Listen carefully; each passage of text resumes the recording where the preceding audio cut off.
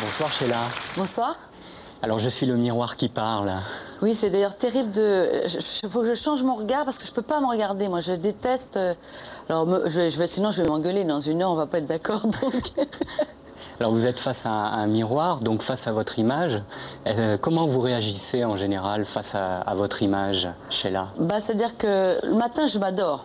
Parce que le matin, vous savez, moi j'ai un principe, je suis quelqu'un d'optimiste, donc j'ai des phrases que j'utilise le matin et le soir, donc je me dis que je m'aime, que je m'adore, que je suis ravissante, que je suis d'accord sur tout ce que je fais, et comme ça je dors bien et le matin je suis de bonne humeur. C'est un très bon système.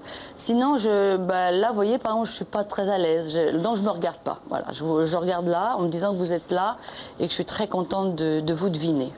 Alors est-ce que le miroir, parfois, il est quand même complice?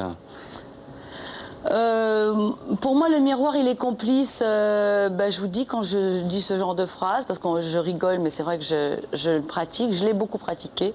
Je pense que ça marche et je pense que pour les gens qui sont un peu insécures ou qui se sentent pas bien, je crois que pour pouvoir aborder les autres, il faut déjà être en accord avec soi. Donc c'est un système qui marche pas mal. Et moi, je l'utilise énormément, le miroir, par contre, quand je danse. Ouais. Quand je répète, pour la mise en place, pour moi, pour tout ce qui est technique et travail, c'est très important. Oui, vous n'êtes pas du genre nombriliste comme femme. Ah non, parce que je trouve qu'on perd beaucoup de temps et on est mort. À partir de l'instant où on commence à se regarder le nombril et se dire qu'on est le meilleur, je pense que c'est la fin. Un artiste, c'est quelqu'un qui est toujours... c'est une remise en question perpétuelle, c'est une recherche... enfin, en tous les cas, moi, en ce qui me concerne, j'essaie d'avancer, j'essaie de faire des choses différentes, je suis en compétition plus avec moi qu'avec les autres, en réalité. J'aime bien l'inconnu, j'aime bien les challenges et je déteste perdre. Donc c'est pour ça que je m'agite beaucoup et que je fais plein de choses en me disant qu'il n'y a pas de raison que j'y arrive pas. Je crois que c'est la seule façon d'avancer. On peut pas, vous savez, moi, là, je vais fêter mes 40 ans de carrière. Alors, au départ, bien sûr, j'ai été quelqu'un qui a bien exécuté ce qu'on lui demandait de faire et je crois avoir beaucoup travaillé, beaucoup appris. Mais il y a un moment où il faut suivre son instinct, il faut... On ne peut pas faire un métier comme ça, c'est-à-dire être capable de partager du bonheur avec les gens dans une salle, de partager une partie de vie, des chagrins, des joies, des naissances, enfin une vie quoi, sans être bien avec soi, sans essayer de faire des choses nouvelles, sans essayer de... Il faut que ce soit excitant, il ne peut pas y avoir de routine dans un métier pareil. D'où vient le fait que vous soyez si exigeante avec vous-même? Est-ce que ça vient de votre milieu familial, de vos origines? Oui, non, je pense que ça vient de mon éducation. C'est-à-dire que, vous savez, moi, j'ai travaillé très jeune. J'ai eu des parents qui ont toujours travaillé, qui ont fait les marchés. C'est vrai que c'est une vie difficile parce que le matin, il faut se lever à 4 h du matin, qu'il pleuve, qu'il vente, qu'il neige. Moi, je me rappelle avoir cassé la glace pour pouvoir installer les étals de marché et tout ça. Donc, avoir des engelures, avoir des onglets, avoir... pour au bout du compte gagner presque rien parce que moi j'ai vu mes parents trimer toute leur vie et ils m'ont appris à faire attention, à respecter les gens, à respecter les choses. J'ai une maman qui est quelqu'un qui adore la nature, qui est une artiste née, je pense, puisqu'elle fait de la peinture. Je pense qu'à travers moi, elle réalise son rêve, parce qu'elle chantait très très bien. Et voilà, je crois que le respect de la vie, le respect des choses, le respect des gens, avoir les pieds sur la terre. Je crois que la grande chance de ma vie, c'est d'avoir encore ma famille, d'avoir mes parents, de pouvoir en profiter. C'est un équilibre que j'ai jamais lâché et qui a fait qu'aujourd'hui je suis encore droite. Je crois que c'est ça. Puis bon, après Ludo, mais ça c'est autre chose. Mais mes racines, c'est vraiment important. Est-ce que les épreuves que vous avez traversées vous ont rendu plus forte aujourd'hui, après 39 ans de carrière? Plus forte aujourd'hui certainement, parce que... Vous savez, je pense que c'est pas dans le bonheur, on le savoure. Hein. On est là, on est bien, c'est merveilleux. C'est peut-être ce qu'on va avoir la chance de vivre ce soir. Sincèrement, je le crois. Ça sera du bonheur. Voilà, ça sera le bonheur à l'état pur.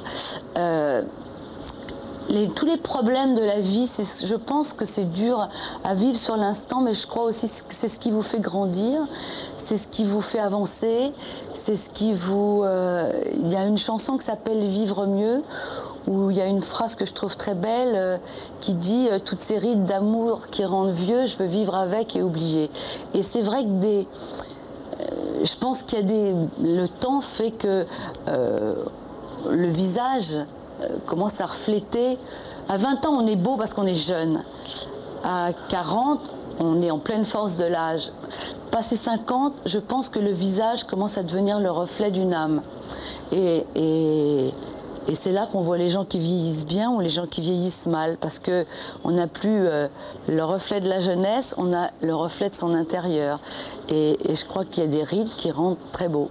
Vivre mieux, c'est une chanson importante parce qu'elle résume à la fois la nouvelle Sheila, celle de la rencontre avec Yves Martin, ouais. Celle aussi où vous allez vous épanouir enfin artistiquement, c'est-à-dire sur scène. Absolument, c'est la première chanson d'ouverture du Zénith. Alors justement, Sheila, ouais. Je vais vous faire un tout petit exercice. Fermez les yeux et remémorez-vous ce 22 février 1985. Il y a 5000 personnes dans la salle qui vous attendent depuis 23 ans. Ça fait 23 ans qu'ils vous attendent. Et vous entrez seul sur scène, juste accompagné par un piano, pour chanter cette déclaration qui est un peu l'état des lieux de la nouvelle Sheila. Vous vous en souvenez de ce moment précis? C'est pas un moment qu'on oublie, oui, parce que j'avais énormément le trac, de vous dire. En plus, démarrer comme ça, seul avec un piano, c'est pas évident. Je me rappelle que je portais un imperméable noir de Gautier. Et il y avait 3 notes qui démarraient avec un fond qui était noir, avec un piano, avec 3 touches qui s'allumaient et le décor tombait et j'étais derrière. Sincèrement, je crois que c'est un... Dans ma vie, j'ai eu des grands moments. Celui-là restera gravé parce qu'il a fallu que j'attende 25 ans ou 23 pour vivre ça et pour pouvoir aujourd'hui m'éclater à faire un concert unplug. Voilà la vérité. Parce qu'à cette époque-là, je crois que je pouvais pas le faire. Je pouvais pas le faire parce que j'étais pas prête, j'étais pas sûre de moi. J'ai quand même été en 85, ça paraît aberrant, mais j'étais quand même une débutante sur la scène. J'avais beaucoup répété, mais j'avais pas un background qui faisait que j'étais acceptée et reconnue comme une artiste de scène. Aujourd'hui, aujourd'hui, je fais un concert unplug. Donc, attendez, quel pied, voilà. Alors, on revient toujours à cette chanson, Vivre mieux. C'est un texte de Yves Martin. Musique, musique et texte, paroles. Ouais. Et dans ce texte, il dit, qui est un très beau texte, j'ai toute une vie sur papier journal, coincée entre tempête et mer calme. Est-ce que c'est lourd de découvrir sa vie dans les journaux, parfois, Sheila? Je crois qu'au début, on ne se rend pas bien compte, on est content d'être dans un journal. Moi, quand j'étais gamine, et puis qu'il y avait un copain de mes parents ou un marchand de journaux qui me disait « vous êtes dans le journal ». Alors, au départ, j'étais vachement fière, quoi. J'étais « je suis dans le journal ». Et puis, petit à petit, suivant la notoriété qu'on a, on se rend compte que malheureusement... Enfin, en tous les cas, en ce qui me concerne, j'ai été très victime de la presse à scandale. Alors, moi, personnellement, je trouve ça assez pénible. Pénible parce que ça repose sur rien. C'est une espèce de tas de trucs, de titres. Et puis c'est toujours le malheur. Moi, c'est ça qui m'agace. C'est toujours... Si vous regardez ma vie, là, mais même encore aujourd'hui, et aujourd'hui, pourtant, ils auraient dû passer la main, et Dieu sait qu'il y a des jeunes qui arrivent. Alors, il y a de quoi remplir le journal. Non, mais...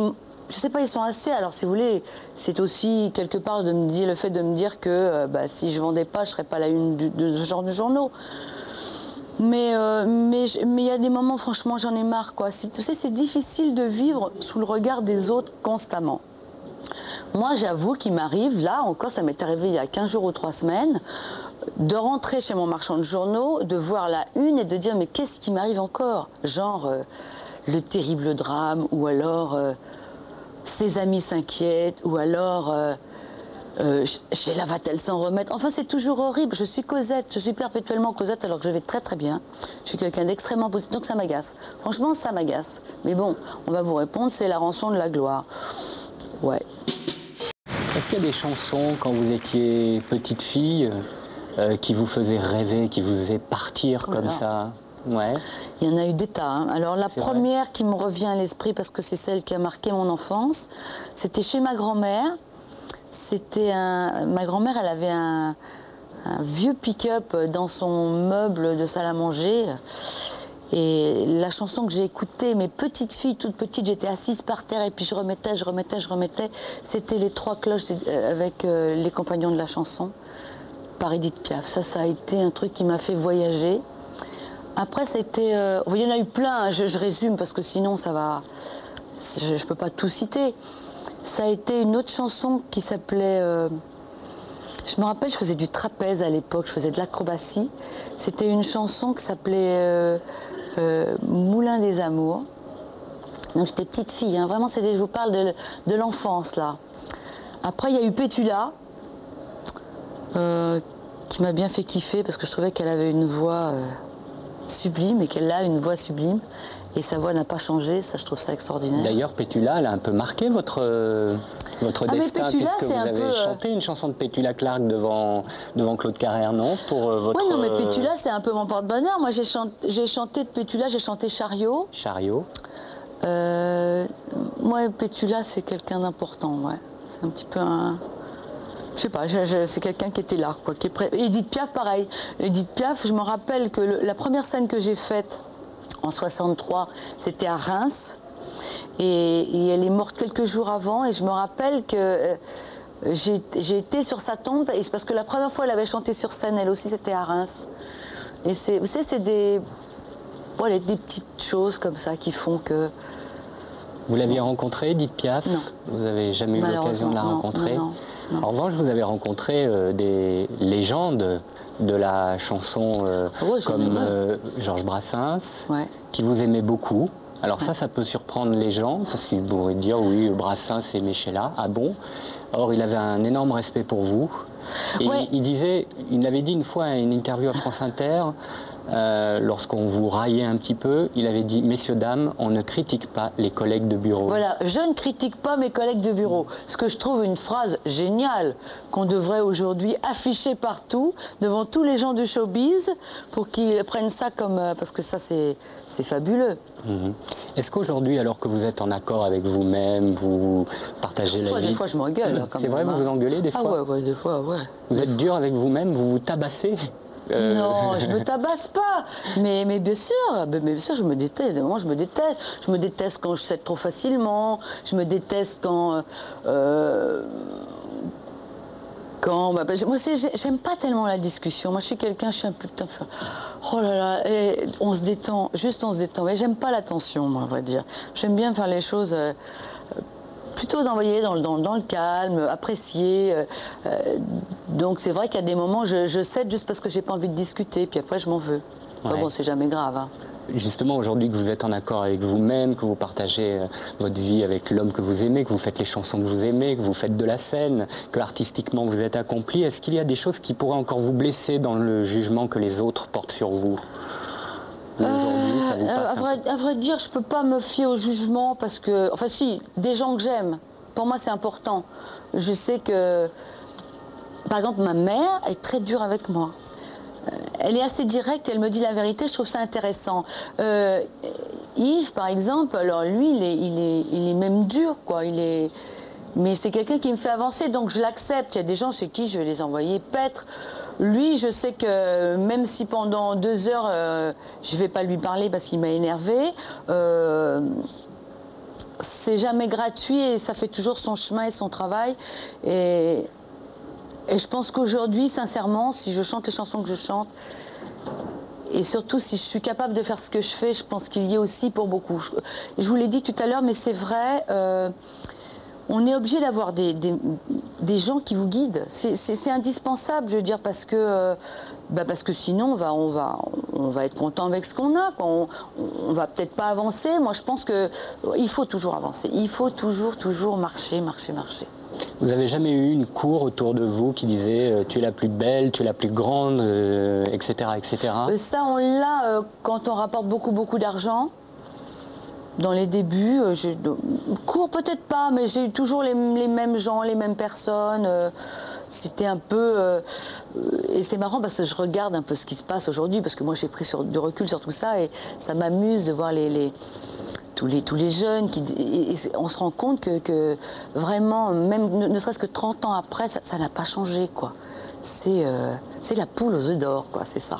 Puis malheureusement, la poule, une fois qu'elle a pondu son œuf, peut-être elle finit dans le pot-au-feu, je sais pas. Ça vous a pas manqué d'aller faire la Java, la fête, d'aller en boîte de nuit jusqu'à 7 h du matin Bon, quand j'avais 18 ans, de toute façon, à l'époque, on n'allait pas en boîte de nuit jusqu'à 7 h du matin. Bon, sincèrement, je sais pas. Moi, je regrette pas. Parce que bon, quand j'ai fait les bidets, quand j'étais avec les Bidevotion, on a fait la Java, mais on peut pas, en tous les cas, en ce qui me concerne, et je trouve que, déjà, moi, je trouve qu'une femme qui boit, c'est pas génial, quoi. Une femme saoule, c'est pas ce que... Je trouve pas que ça joli. Donc déjà, je ne bois pas, ou très peu. J'aime bien une petite coupe comme ça, mais ça s'arrête là. Moi, ce que j'aime, c'est danser. Alors évidemment, quand je suis à l'étranger, c'est vrai que je me lâche plus qu'à Paris. Parce qu'à Paris, je me sens mal à l'aise. Dans une boîte de nuit, j'ai toujours l'impression que les gens me regardent en disant « mais elle est folle, qu'est-ce qu'elle va s'agiter celle-là ?» Enfin, je suis pas bien. Alors que si je suis à New York, en Italie, n'importe où, alors là, vous me voyez sur la piste toute la nuit. C'est peut-être ridicule, bon, je suis comme ça, je vais pas me retirer cette espèce de stress que j'ai. Non, franchement, moi, je regrette pas ça, voilà. Je suis heureux, j'ai une belle vie, et voilà. Bah, je suis pas sortie jusqu'à 7 h du matin tous les soirs, mais voilà, c'est peut-être pour ça que je suis en forme aussi à 50 ans passés, parce qu'on peut pas être et avoir été, je veux dire... après, on prend quand même un coup sur le ciboulot, quoi, quand on a fait la Java tout le temps. Alors moi, je voudrais passer à une autre chanson, Emmenez-moi. C'est celle qui a peut-être le plus caractérisé votre volonté de chanter autre chose. Je ne sais pas si vous êtes d'accord avec moi. Ouais, pour moi, c'est une chanson qui est très, très importante. Je vais vous raconter une histoire. À l'époque, j'habitais Neuilly, c'était le début où on travaillait ensemble avec Yves, et un jour il m'a téléphoné et il m'a dit voilà, j'ai une chanson, j'aimerais te la faire écouter. Et il est arrivé et il est venu au piano et il me l'a joué au piano. Et j'avoue que lorsque j'ai entendu cette chanson, pour rien au monde, ça aurait été quelqu'un d'autre qui la chantait, quoi. Parce que je trouvais que c'était tellement mon état d'esprit. Ce que je chantais, ce dont j'avais envie. Là, j'ai compris qu'il avait saisi ce que j'étais. Vous voyez ce que je veux dire? C'est-à-dire que le premier album avec On dit, La vérité qu'on nous ment, c'était très très bien. Là, ça va plus loin dans les sentiments, dans le feeling, dans regarder quelqu'un. Je crois que le jour où il a écrit ça, il avait saisi qui j'étais. Ouais, il a su vous regarder différemment. Mais je pense que c'est ce qui fait que ça fait plus de 15 ans qu'on est ensemble. Il n'y a pas de secret. Je crois que c'est un échange. C'est une histoire. Vous savez, je crois que les choses, on fait les choses dans la vie surtout par amour, hein, sincèrement. Mais nous, c'est notre histoire. Mais quelqu'un qui écrit une chanson, à moins que ce soit quelqu'un qui enquille les chansons les unes derrière les autres comme ça, mais sincèrement, je pense pas quand on a un artiste. Quand Michel Berger, il a écrit l'album de Johnny, je pense qu'il n'aurait pas écrit ça pour quelqu'un d'autre, quoi. Il l'a fait pour Johnny. Il a pensé à lui. C'était gonflé de faire chanter à Johnny quelque chose de Tennessee. Bon, c'était gonflé de faire chanter à Sheila Emmenez-moi à l'époque. Mais c'est un autre regard sur un artiste. Et là-dedans, il y a de l'amour. Voilà. Je me suis toujours demandé, si vous n'aviez pas rencontré Yves Martin, avec des filles, on mettrait Paris en bouteille, c'est bien connu. Ouais. Est-ce que vous n'auriez pas décidé d'arrêter beaucoup plus tôt votre carrière? De tout ce qui je sais pas, peut-être j'aurais rencontré quelqu'un d'autre, peut-être j'aurais fait autre chose, hein, mais ce qui est sûr et certain, c'est que s'il avait fallu que je continue dans ce système, j'aurais arrêté de chanter. Je serais partie dans autre chose, j'aurais fait autre chose. Non, parce que moi je suis quelqu'un de trop entier, je suis une toutourienniste, on dira. C'est un nouveau mot à la mode. Alors il y avait aquaboniste et oui, maintenant il y a toutourienniste. Non, c'est-à-dire que moi c'est tout ou rien, quoi. Je peux pas faire à moitié. Il faut que je sois excitée. Il faut que ça me fasse. faut que ça me fasse partir, il faut que... Vous voyez ce que je veux dire? Sinon, comment vous voulez? C'est pas possible, quoi. C'est un métier de stress permanent. Mais par contre, c'est un métier d'amour constant. C'est-à-dire qu'on a l'amour des gens, on a l'amour des gens qui travaillent avec vous, on a... Et puis, c'est un métier où, quand je dis il y a tout en même temps, c'est-à-dire que c'est excessif. Vous vivez dans l'excès pour tout. C'est-à-dire que quand vous vous engueulez très fort. Quand vous vous aimez très fort. Quand ça va mal très fort. Et quand ça va bien très fort. Voilà. Mais bon, c'est le charme de ce métier. C'est un métier de saltimbanque. Il ne faut pas oublier ça. Pour moi, mon image, c'est le clown. Le clown, même s'il veut pleurer, il va rire. Parce que c'est son métier. Et c'est pour ça que je l'aime. Alors, vous parlez de clown, vous avez choisi d'interpréter aussi des chansons inédites pour vous, dont ce fameux Smile qui fait référence à Charlie Chaplin, d'ailleurs qui avait été reprise par Michael Jackson dans History. Alors pourquoi ce choix, Sheila, ce soir d'interpréter Smile? D'abord parce que c'est pas évident à chanter déjà, donc voilà. Donc challenge. Voilà, ça m'excitait assez. Ensuite parce que pour moi, c'est la référence du clown. C'est-à-dire que ce type-là qui a fait Charlot, qui est assimilé à Charlot et qui a fait rêver le monde entier, qui a créé un personnage extraordinaire, il a aussi écrit ça. Il a écrit Limelight, c'est-à-dire que c'est ce que je vous disais, c'est là qu'on voit les artistes, c'est-à-dire que c'est quelqu'un qui a deux facettes. C'est un monsieur qui est capable de faire son truc avec sa canne et sa petite moustache, et puis qui est capable de taper ça sur un piano et de faire une mélodie pareille. C'est-à-dire que vous vous rendez compte, cette mélodie, elle traverse le temps et elle ne bouge pas, elle est indémodable. Dans 100 ans, on chantera encore ça. Pour moi, c'est le summum du talent. Voilà. Comment ça se fait que vous n'avez pas fait plus de cinéma? Il y a eu Bang Bang, donc en 66, et puis après, il y a eu un film dirigé par Raoul Oriz, il y a eu un téléfilm aussi. On sent que vous aimez beaucoup la comédie, chaque fois que vous avez pu jouer la comédie, que ce soit dans un show, etc. Mais on a l'impression aussi que vous auriez envie d'être à contre-emploi dans le domaine de la sinon, comédie. c'est pas drôle, je vais pas jouer le rôle d'une chanteuse. Ou alors j'aurais aimé jouer le rôle de Frances, Jessica Lange. J'ai envie de jouer des rôles qui marquent, quoi, où il faut se déshabiller. Enfin, se déshabiller, quand je dis se déshabiller, je dis pas enlever ses vêtements, je dis sortir ses tripes. Voilà. Parce que sinon, si c'est pour jouer le rôle d'une jeune qui débute, qui rencontre un producteur, qui devient une chanteuse très connue, et voilà, ça m'intéresse absolument pas. Non, puis d'abord c'est trop tard. Mais non, moi j'ai envie... j'ai envie d'aller ailleurs, j'ai envie de faire autre chose, j'ai pas envie D'ailleurs, c'est pour ça que j'avais accepté de faire le Van Lock. Bon, le Van Lock, c'était pas... C'était un feuilleton comme ça. Et si vous voulez mon avis, le Van Lock, on me l'a proposé. Au départ, c'était même pas à moi qu'on l'avait pensé, c'est parce qu'il y a quelqu'un qui s'est désisté. Puis on a dit, tiens, on va demander à Sheila au cas où elle est libre. J'étais libre. Je l'ai fait parce que c'était vraiment... c'était pas du tout moi qu'on attendait là. Et c'est ça qui est marrant, ça qui est excitant. Ouais. Écoutez, voilà, les portes sont ouvertes et peut-être qu'un jour quelqu'un me verra dans autre chose que dans Sheila. Parce que voilà, Sheila, c'est pas seulement celle qui chante et qui a porté des couettes. C'est autre chose que ça. Mais je pense que peut-être que ce soir, on va s'en apercevoir.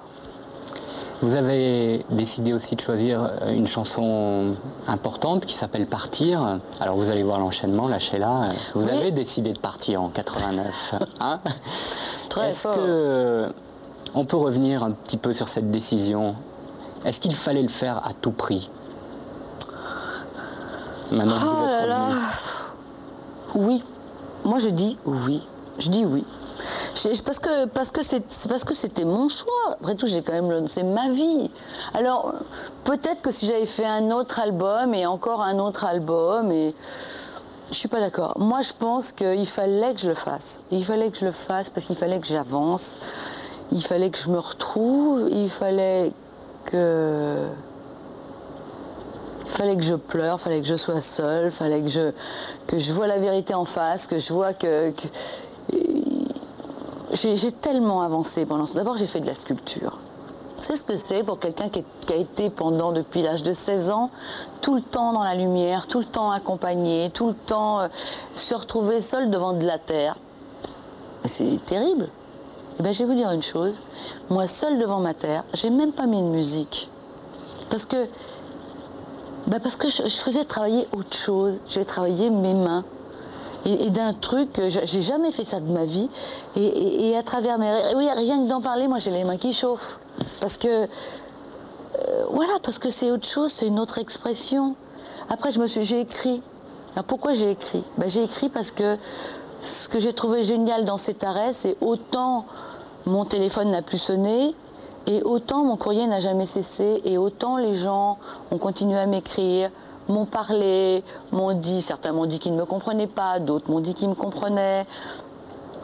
Et j'ai pris le temps de voir à quel point les gens qui m'aimaient bien, il y en avait plein qui allaient mal, qui étaient mal dans leur peau, qui en avaient marre, qui étaient fatigués, Et moi, j'ai eu la chance dans ma vie de rencontrer des êtres exceptionnels, des gens, voilà, qui sont des porte-bonheur. J'ai croisé des gens fabuleux. Moi, je parle pas du métier du tout, je parle des gens extérieurs, que j'ai croisés 8 jours, 10 jours, 6 ans, 7 ans, enfin, voilà. C'est des rencontres qui m'ont beaucoup amené, qui ont fait qu'aujourd'hui, je pense que grâce à eux, je peux me permettre de vous parler comme je vous parle. Et j'avais envie de le faire partager. Donc mon choix, ça a été d'écrire des prières, d'expliquer ce que c'était qu'un chakra, d'expliquer... Alors, c'était pas évident parce que je sais que plein de gens ont pensé que j'avais disjoncté, mais ça n'a aucune importance. Il y a un moment, il faut faire abstraction de ce que pensent les autres. Il faut aller où on a envie d'aller. On peut pas plaire à tout le monde, c'est une évidence. Donc... voilà, moi j'ai fait ça et je sais où je suis contente, c'est que ce livre-là, qui s'appelait Les chemins de lumière, eh ben, il a fait plaisir à plein de gens, il a fait du bien à plein de gens. Et ben, rien que ça, moi ça m'a rendue heureuse. Alors, c'est vrai qu'au bout d'un certain temps, au bout de 9 ans, on en a reparlé avec Yves, les gens manquaient. Entre-temps, j'ai fait de la télévision, j'ai présenté des émissions, bon... Ce qui me manquait, c'était le contact des gens. Moi, je suis quelqu'un, j'ai besoin d'être en contact avec eux, j'ai besoin d'attraper leurs mains, j'ai besoin de les embrasser. Moi, je suis quelqu'un, j'ai besoin d'être aimé, j'ai toujours vécu comme ça. Donc, c'est vrai que ça m'a manqué. Et quand Yves m'a dit « Qu'est-ce que tu en penses ?» Je voulais pas rentrer dans ce système de disques que je trouve lourd, pénible, et quand vous vous entendez dire que à 40 ans vous êtes trop vieux, vous n'avez qu'à rester chez vous, ça me défrise léger. Donc c'est vrai que j'avais pas envie d'entendre ça, donc j'ai dit à Yves, écoute, voilà, moi d'accord, je veux bien qu'on recommence, mais je veux faire de la scène, voilà, c'est uniquement pour faire de la scène. Et là-dessus, bon, on était tous les deux, alors vraiment tous les deux contre le monde entier, il faut bien se le dire, avec Pascal Sevran quand même qui a été là, Michel Drucker, qui a été là après pour filmer le spectacle de l'Olympia. Voilà, on n'était pas beaucoup, hein. Mais aujourd'hui, je ne peux que le remercier parce que c'est vrai qu'il m'a un peu poussé, tu sais, comme ça, un peu attisé, un peu... Mais aujourd'hui, grâce à ça... Je vis un bonus extraordinaire, extraordinaire. Et jamais, le jour où je me suis arrêtée, ça a été mon choix, mais jamais j'aurais imaginé qu'en revenant 9 ans après, je profiterais de ce que je vis aujourd'hui. Alors nous revenons juste un instant sur ces adieux. En même temps, c'est là où Sheila s'est mise à nu complètement, puisque tous les soirs, elle était en larmes devant un public lui-même en larmes. Ça vous a... Alors non, ça m'a fait du mal par contre. Ouais. Bah oui, parce que non, franchement, moi je dis je m'arrête, voilà, point, je m'arrête. Tu penses pas aux conséquences. Et puis le truc, c'est que comment expliquer ça? Je crois moi je réalise pas. Je réalise pas qui je suis, je réalise pas ce que je provoque chez les gens, je me rends pas compte. Je fais ce que j'aime. Et là, d'un seul coup, ça m'a assez, comment dire, pas détruite, mais ça m'a perturbée énormément parce que je me suis mis à culpabiliser en me disant, non, franchement, j'ai pas le droit de faire du mal aux gens. Parce qu'à la base, je fais pas ça pour faire du mal aux gens, je fais ça pour prendre de l'air, pour essayer de, tu vois, de me... reconstruire. Voilà, de me retrouver un peu. Et là, quand j'ai vu, le premier soir... D'ailleurs, faut avouer que pendant, je sais pas, j'avais faire 12 jours, je sais plus, tous les soirs, je me suis déchirée. Mais là, quand je dis déchiré, c'est déchiré. Parce que j'étais en larmes tous les soirs. Je n'arrivais pas à chanter ma chanson tous les soirs parce que je savais ce qui allait se passer. Et je crois que le pire, quand même, ça a été le dernier soir. Parce que le dernier soir, le jour de la dernière, j'arrive et je vais pour chanter. Je me rappelle, j'étais avec Yann à la guitare. Et là, il y a 2000 personnes, j'ai vu des petits papiers sortir. Tu sais, t'essaies d'être isolé, d'être, tu vois, pour pouvoir être digne et pas t'écrouler comme un vieux truc. Donc, et j'ai vu d'un seul coup des petits papiers s'ouvrir et tout le monde commençait à chanter. On est venu te dire que l'on t'aimait et que pour rien au monde on ne t'oublierait, que malgré tes adieux rien ne changerait. Alors, tu t'imagines, d'un seul coup, quand tu as 2000 personnes, que tu t'y attends pas bien sûr, qui commencent à te chanter ça. C'est-à-dire que là, voilà. Alors ça, tu me demandes des choses qui m'ont énormément marqué dans ma vie. Ça, c'est un truc. Aujourd'hui, je t'en parle et je suis capable de m'écrouler en larmes là, parce que c'est, tu sais, il y a 1000 façons de dire qu'on aime quelqu'un, quoi. Mais ça, bon, on passe à autre chose parce que je peux pas. Voilà. Mais tu sais, sincèrement, je pense que si je fais cette carrière, si j'ai fait cette carrière, parce qu'on ne sait pas de quoi demain est fait, mais sincèrement, je pense que je le dois uniquement à la fidélité, à l'acharnement des gens. C'est extraordinaire. Moi, là, je fais toute la France. C'est fabuleux, fabuleux de voir. J'ai quand même 4 générations dans les salles. Alors, au départ, je me suis dit, c'est parce que c'est Paris. Non, c'est dans toute la France comme ça. Des petites gamines, des enfants, des grands-parents, des gens de mon âge, des jeunes, des branchés, des pas branchés. Enfin, je crois que c'est du militantisme. Ces gens sont acharnés.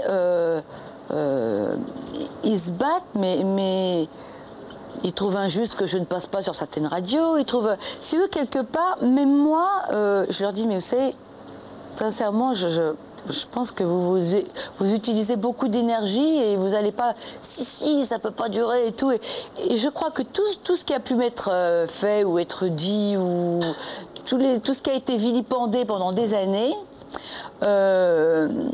je crois qu'aujourd'hui, ça se retourne et les gens ont envie, bien au contraire, que je sois admise, que je sois reconnue, que je sois respectée. Moi, tu sais, ce qui me fait plaisir, c'est que pendant des années, il y a des gens qui aimaient bien Sheila, et dans les discothèques, pas dans les discothèques, dans leur rangement de disques, oui, c'est ça, dans leur discothèque, il y avait du Sheila, mais c'était au fond derrière, là, tu vois.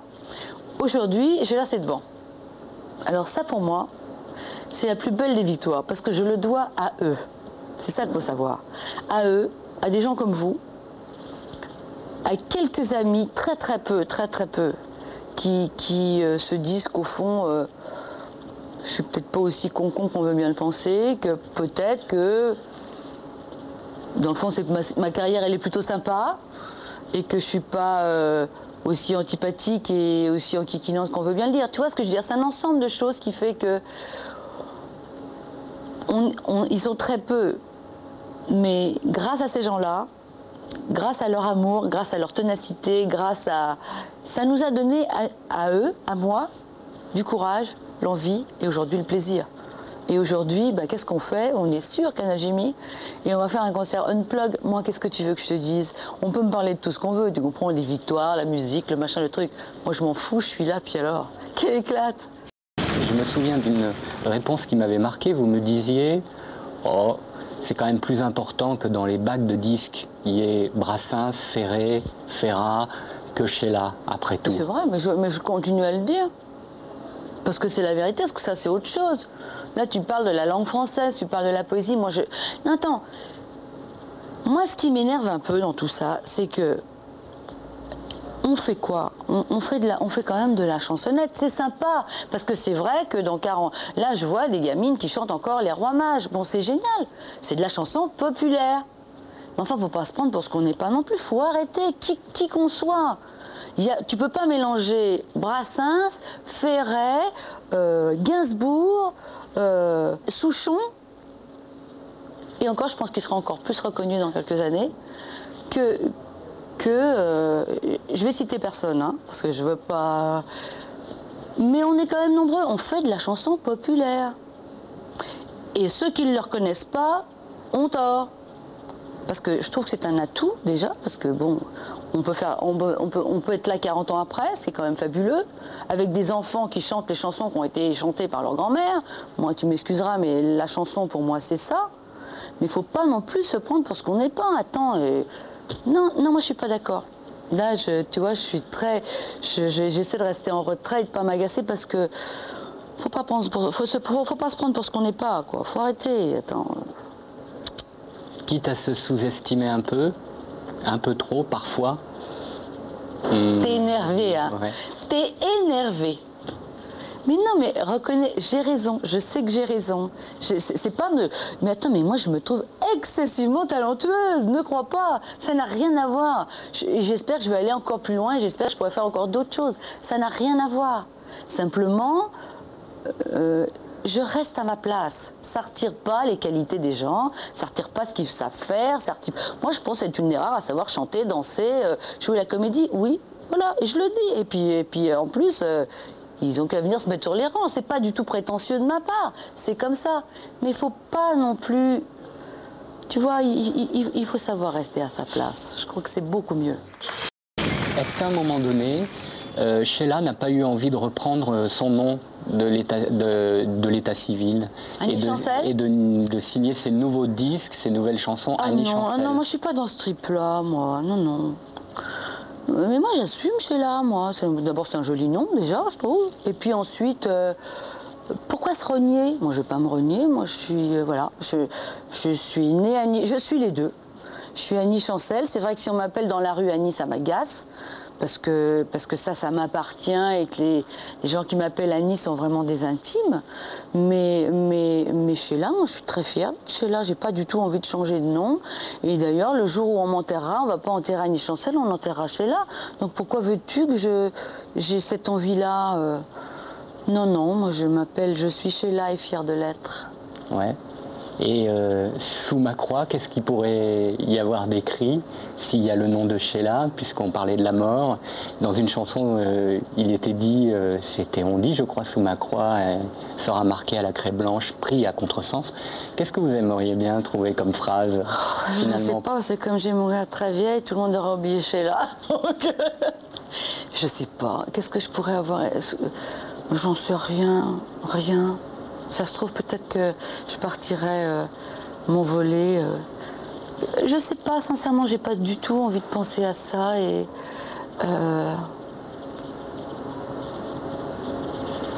je sais pas. Je sais pas et j'ai pas envie de terminer cette interview comme ça sur une image de qu'est-ce qu'il y aura sur ta tombe. Sur ma tombe, il y aura rien. Il y aura peut-être juste un petit monticule de terre avec une croix et dans le plus simple des appareils. Par contre, ce que j'espère, c'est qu'on partira en musique. Parce que pour moi, ça sera le plus haut des départs. How Sweet It Is. Alors ça, c'est une vraie surprise, un vrai cadeau aussi. Hein. Ouais, mais c'est marrant, je veux dire... au départ, c'était pas évident parce on fait le tour de plein de chansons. Parce que c'est vrai qu'on avait envie de faire des choses un petit peu différentes, à part mes chansons à moi. Moi, j'ai pas choisi un truc facile, mais c'est sympa. Puis je trouve que ça correspond bien à partir, ça bouge bien. Bon, il y aura peut-être quelques petites infos. Je ne suis pas James Taylor, ça on se le dit tout de suite. Hein. Donc faut pas chercher à comparer, c'est autre chose, c'est une autre version, mais on s'est éclaté à le faire et voilà. C'est le principal dans ce genre de... Tu sais, quand on décide de faire un concert comme ça, je crois qu'il faut le faire pour se faire plaisir. Donc voilà, je trouvais que c'était marrant de faire ça. Voilà, on l'a fait et puis on verra le résultat. D'ailleurs, j'attends ton avis, mon cher Didier.